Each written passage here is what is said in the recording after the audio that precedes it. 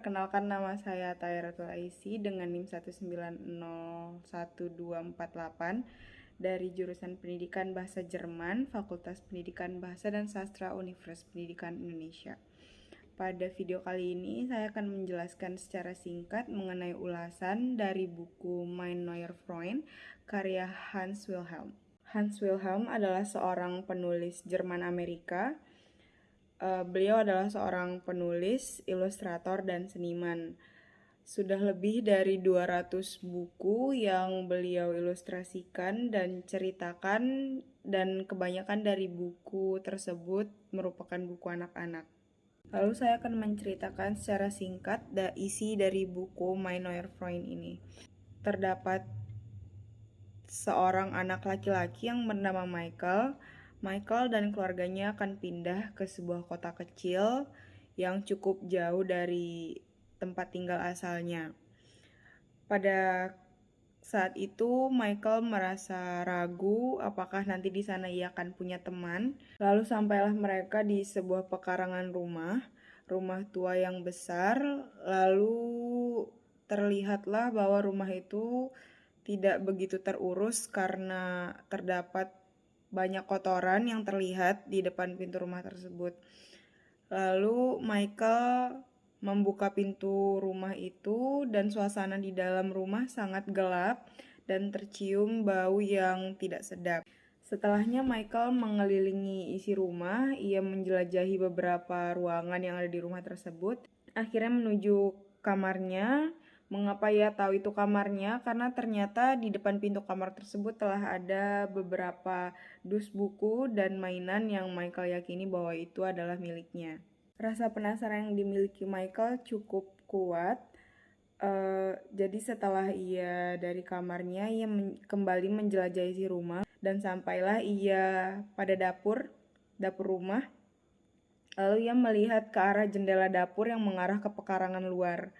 Ia melihat ada taman dengan pohon rindang di sana. Michael pun pada akhirnya pergi menuju taman tersebut. Sesampainya ia di taman, ia menemukan rumah anjing yang sudah tua karena dari catnya pun sudah mengelupas. Lalu ia melihat sebuah gundukan berbulu yang sangat besar. Ia mengira bahwa itu adalah handuk dan ternyata beberapa saat setelah itu, dan ternyata itu adalah seekor anjing putih yang sangat besar.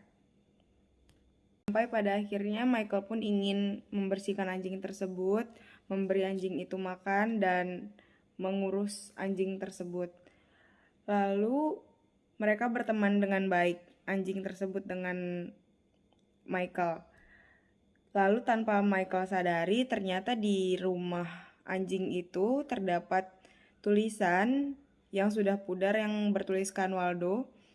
Michael berasumsi bahwa mungkin saja jika nama anjing itu adalah Waldo.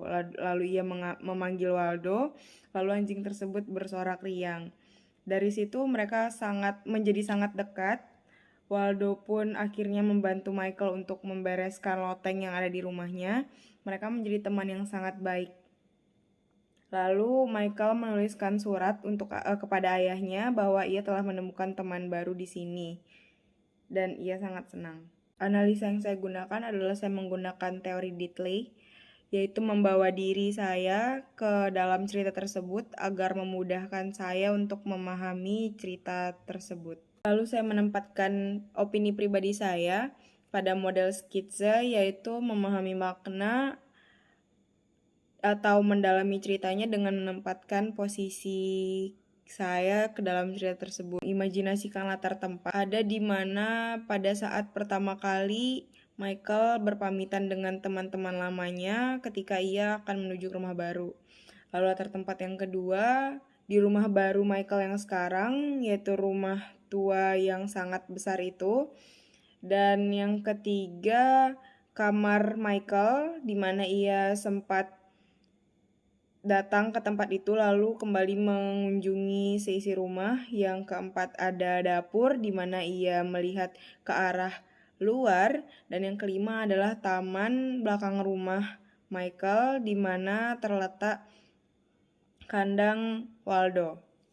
Juga dari buku ini saya dapat membaca beberapa emosi yang sangat jelas dari anak kecil yang bernama Michael ini. Terdapat perasaan sedih di mana ia harus meninggalkan teman-temannya.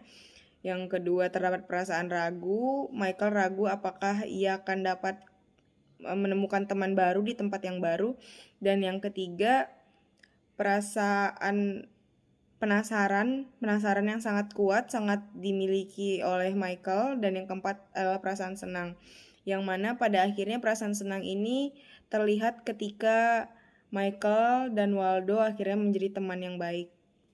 Saya memahami ciri khas dari teks ini, dan menurut saya teks ini dikategorikan sebagai dongeng fantasi, yang dimana fantasinya dapat terlihat dari Waldo yang merupakan seekor anjing tetapi dapat membantu Michael membersihkan kamarnya dengan membawa beberapa barang milik Michael. Lalu terlihat dari Waldo yang berjalan dengan 2 kaki, sementara di kehidupan nyata tidak ada anjing yang berjalan dengan 2 kaki. Pesan yang dapat saya ambil dari cerita Mein neuer Freund ini adalah buat baiklah kepada siapapun, karena nanti perbuatan baik yang kita berikan akan kembali kepada kita. Ini saya ambil dari kisah Waldo dan Michael, yang dimana Michael akhirnya mau membersihkan Waldo yang sangat lusuh, lalu memberi Waldo makan, lalu mengajak Waldo bermain, lalu mengurusi Waldo, dan pada akhirnya Michael berteman sangat baik dengan Waldo, dan kekhawatirannya di awal bahwa ia tidak memiliki teman tidak terbukti. Menurut saya kisah ini sangat menarik karena dari persahabatan antara anjing dan manusia dapat juga kita ambil pesan bahwa berbuat baik itu adalah hal yang harus dilakukan kepada siapapun. Sekian ulasan singkat dari saya, mohon maaf atas kekurangannya. Terima kasih.